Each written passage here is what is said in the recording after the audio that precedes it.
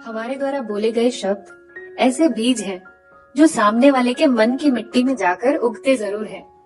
कुछ ऐसा ही हुआ इन कहानियों के किरदारों के साथ। एक सहेली ने दूसरी सहेली से पूछा, कल शादी के बाद तेरा पहला जन्मदिन था ना, तो क्या दिया तेरे पति ने तेरे जन्मदिन का गिफ्ट? इस पर उस सहेली ने बड़े ही मुस्कुराकर और खुश होते हुए उत्तर दिया, कल बहुत ही प्यारे प्यारे गिफ्ट्स दिए मेरे हस्बैंड ने।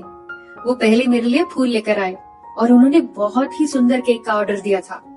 हमने साथ में बैठकर कैंडल लाइट डिनर भी किया और सब डिनर मेरे हस्बैंड ने ही बनाया था। इस पर उस सहेली ने रिप्लाई किया कि क्या यार, ये सब तो शादी के इतने सालों बाद आज भी मेरा हस्बैंड मेरे लिए करता है, इसमें नई बात क्या है? क्या कोई गोल्ड की या डायमंड की ज्वेलरी नहीं दी तुम्हारे पति ने तुम्हें? तो दूसरी ने बड़ी मासूमियत से उत्तर दिया, नहीं यार, ज्वेलरी तो कोई नहीं दी मेरे हस्बैंड ने। तो पहली सहेली बोली, अरे ये भी कोई बात है भला? उनकी नजर में तुम्हारी कीमत ये फूल, केक और डिनर तक ही है, इतनी ही वैल्यू है तुम्हारे पति की नजरों में तुम्हारी। बस लफ्जों का ये जहरीला बीज बो दिया गया एक मासूम सी जमीन पर। जैसे ही उसका पति घर लौटता है तो पत्नी का मुंह लटका हुआ देखता है। पूछने पर पत्नी कारण बताती है कि तुम्हारी नजरों में अगर कोई मेरी कीमत होती तो मेरे बर्थडे पर तुम गोल्ड या डायमंड की ज्वेलरी देते। पति उसे बहुत समझाता है पर पत्नी एक नहीं सुनती। बहुत झगड़ा होता है। पत्नी उस रात घर छोड़कर चली जाती है। जानते हैं प्रॉब्लम की शुरुआत कहाँ से हुई? उस फिजूल जुमले से जो उसका हाल चाल जानने आई उस सहेली ने कहा था। ऐसे ही एक साहब ने एक शख्स से कहा जो अपने बेटे से अलग रहता था, तुम्हारा बेटा तुमसे बहुत कम मिलने आता है, क्या उसे तुमसे मोहब्बत नहीं रही? इस पर पिता ने सफाई दी, नहीं नहीं, ऐसा बिल्कुल नहीं है।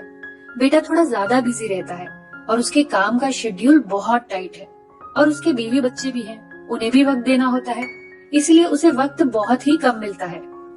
फिर आदमी बोलता है, वाह, यह भी कोई बात हुई भला? तुमने उसे पाल पोस कर बड़ा किया, उसे इस लायक बनाया, पर आज तुम्हारे लिए ही उसके पास वक्त नहीं है।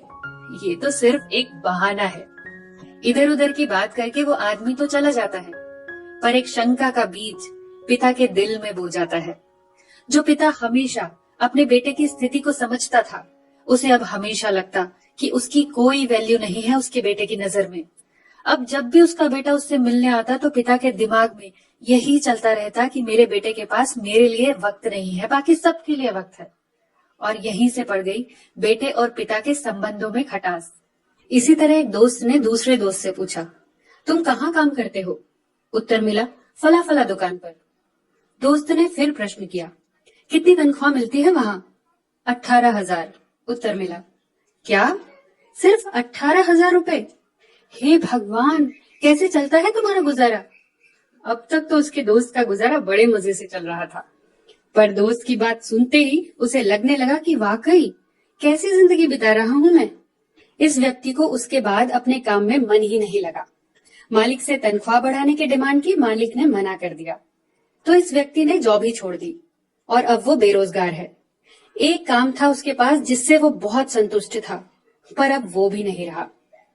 दोस्तों, कई बार हम हाल चाल पूछते पूछते कुछ ऐसे प्रश्न पूछ बैठते हैं जिनका कोई मतलब नहीं होता, पर जिन प्रश्नों को हम कभी कभी नादानी में या जानबूझकर पूछ लेते हैं, उनका दूसरे के मन पर बहुत गहरा प्रभाव पड़ता है।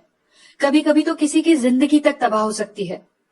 कबीरदास जी ने कितना सुंदर कहा है, शब्द संहारे बोलिए, शब्द के हाथ न पाओ, एक शब्द औषधि करे, एक शब्द करे घाव। दोस्तों, अगर आपको ये कहानी पसंद आई हो तो इसे लाइक, शेयर और चैनल को सब्सक्राइब जरूर कीजिएगा। फिर मिलेंगे। अपना ख्याल रखिए।